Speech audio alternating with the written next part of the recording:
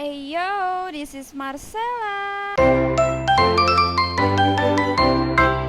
Hai semuanya, di video kali ini aku bakal ngebahas tentang kesenjangan akses kesehatan di daerah terpencil, yaitu di Desa Cibuni, Ciwidey. Kenapa sih milih lokasi ini? Karena di balik hamparan kebun teh yang instagramable banget ini nih, tersimpan realitas kesehatan yang gak mudah banget buat kita bayangin. Ayo kita bahas kisah nyata bagaimana masyarakat berjuang mendapatkan pelayanan kesehatan dasar. Let's go! Oke, dengerin ya, Cibuni itu kayak zona mati kesehatan yang gak kalian bayangin. 21 km cuman buat nyampe puskesmas terdekat. Bayangin trek yang sepi banget, jalanan berkelok di antara kebun teh, butuh waktu 30-60 menit perjalanan yang deg-degan banget. Satu demam bisa jadi misi ekstrim, mau bawa nenek ke dokter, siap-siap deh bawa motor lewat jalur yang ekstrim. Nah, sekarang kita dengar aja deh nih cerita dari warga sekitar. Disclaimer, dalam video wawancara ini akan ada sedikit campuran bahasa Sunda dan juga logat Sunda, jadi mohon dimaklumi. Terima kasih. Teh siapa dulu? Mirna. Teh Mirna. Punya anak usianya 10 bulan. 10, berarti masih rutin ya di Iya. posyandu. Kalau di sini rutin dapat imunisasi nggak teh? Rutin. Biasanya berapa bulan sekali? Bulan sekali. Biasanya ada layanannya apa aja sih teh? Bang, ada vitamin.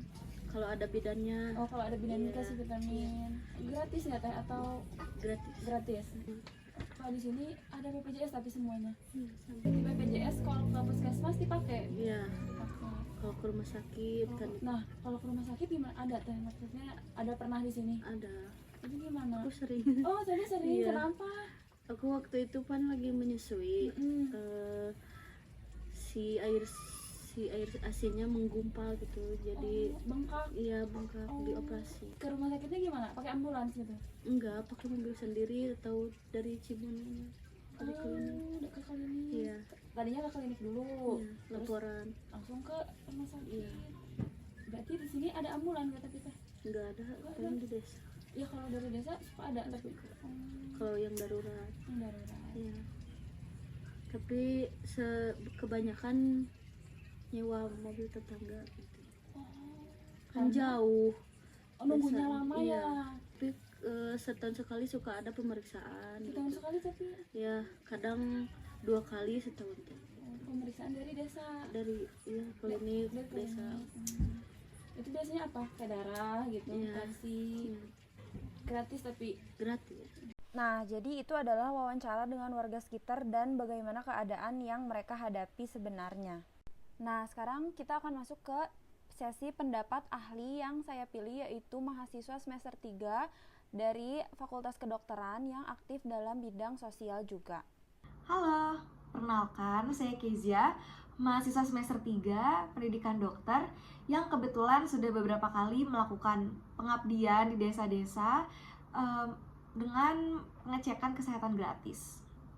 Jadi memang seperti yang saya lihat di kota dan di desa itu terdapat kesenjangan layanan kesehatannya, di mana di desa ini cenderung lebih, bisa dibilang lebih tertinggal daripada di kota yang lebih lengkap pelayanan kesehatannya. Dan tentu saja hal ini disebabkan oleh beberapa faktor, di mana faktornya ini tidak hanya faktor yang bisa kita lihat secara fisik saja, namun sebenarnya faktornya itu lebih sistemik, lebih ke sistem yang mengatur, di mana sistem yang mengatur distribusi dokter, sistem yang mengatur anggaran untuk infrastruktur dan lain-lain. Jadi yang pertama itu penyebaran dokter dan tenaga kesehatan yang tidak merata, di mana kita tahu bahwa di kota itu cenderung lebih mudah untuk menemukan dokter dan tenaga kesehatan lainnya. Kenapa? Hal ini tuh dikarenakan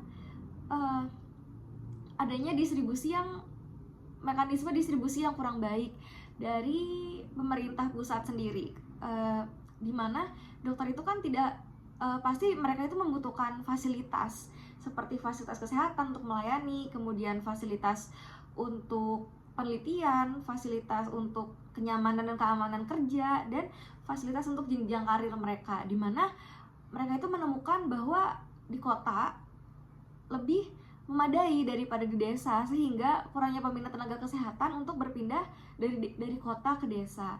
Selain itu juga pembangunan fasilitas dan infrastruktur yang kurang memadai, dimana kita tahu bahwa kalau di kota itu sangat mudah untuk menemukan rumah sakit. Rumah sakit banyak tersebar di kota. Tidak hanya rumah sakit, namun juga banyak klinik-klinik yang buka di kota. Selain itu juga di kota kita juga masih bisa menemukan puskesmas. Tapi kalau di desa itu paling mentok hanya puskesmas saja.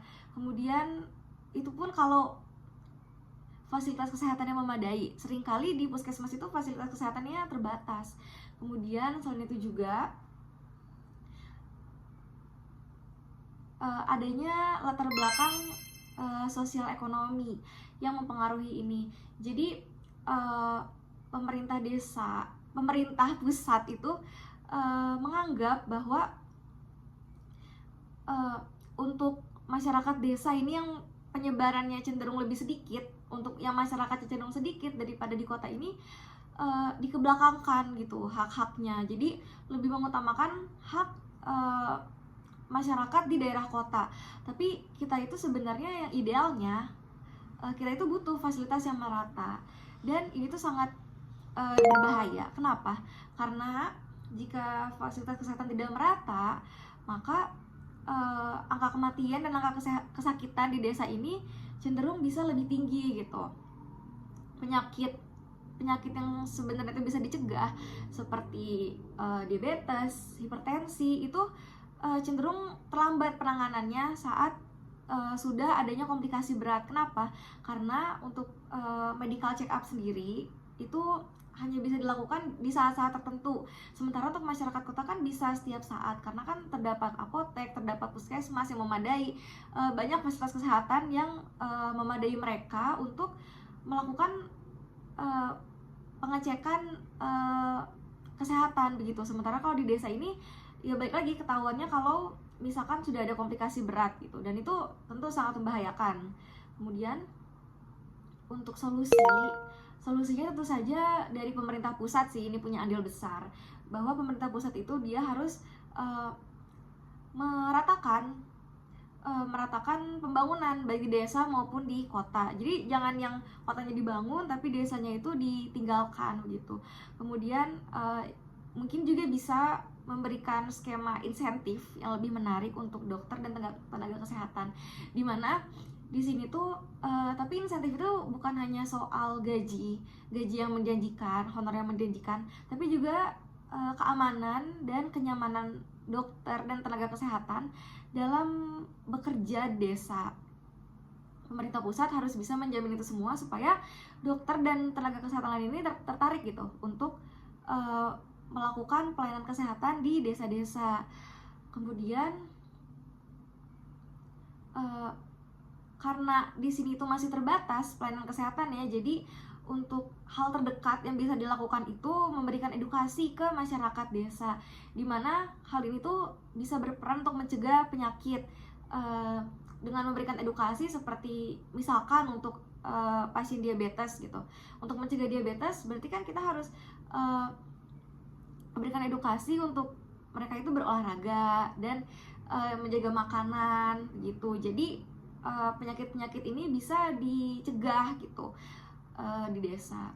Nah sebenarnya memang untuk hal ini pemerintah itu punya andil besar, karena kebijakan dan lain-lain itu kan pemerintah yang memegang.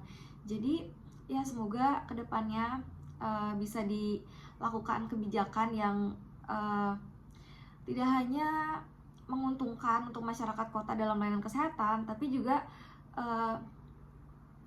dibuat kebijakan yang lebih adil untuk masyarakat di desa, sehingga bisa merasakan pelayanan kesehatan seperti masyarakat yang ada di kota gitu.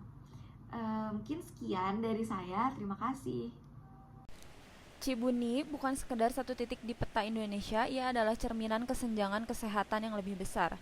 Di negeri 1000 pulau ini masih banyak wilayah terpencil yang berjuang mendapatkan hak dasar kesehatan. Kesehatan bukan privilege, tapi hak fundamental. Saatnya kita tidak sekadar peduli, tapi bertindak. Mulai dari kesadaran, dari berbagi, dari memahami bahwa Indonesia itu lebih dari sekedar foto kece di medsos. Cibuni adalah panggilan nurani kita semua untuk mengubah narasi kesehatan di negeri ini.